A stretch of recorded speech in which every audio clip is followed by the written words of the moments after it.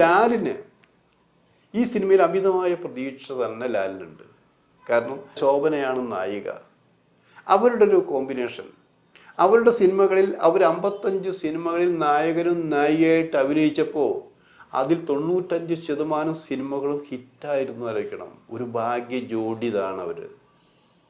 അതുകൊണ്ട് തന്നെയാണ് തൻ്റെ കൂടെ നിരവധി നായികമാർ അഭിനയിച്ചിട്ടുണ്ടെങ്കിലും തനിക്ക് പ്രിയങ്കരിയായ നായിക ശോഭനയാണ് എന്ന് തുറന്നു പറയാൻ മോഹൻലാലിന് ഒരു മടിയും ഉണ്ടായിട്ടില്ല.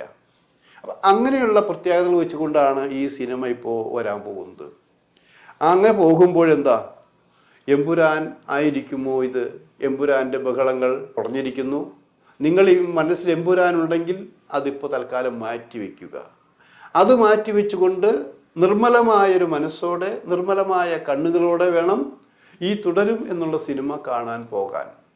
അങ്ങനെ കാണുമ്പോൾ മാത്രമാണ് നമുക്ക് ഈ സിനിമ ആസ്വദിക്കാനും മറ്റുള്ളവരുടെ സിനിമ കഴിഞ്ഞിറങ്ങുമ്പോൾ ഇത് കൊള്ളാവുന്ന സിനിമയാണ്, നമുക്ക് നമ്മുടെ പഴയ ലാലേട്ടനെ തിരിച്ചു കിട്ടി എന്ന് പറയാൻ തോന്നാവുന്ന രീതിയിൽ ഈ സിനിമ ഉണ്ടാക്കുന്നത്.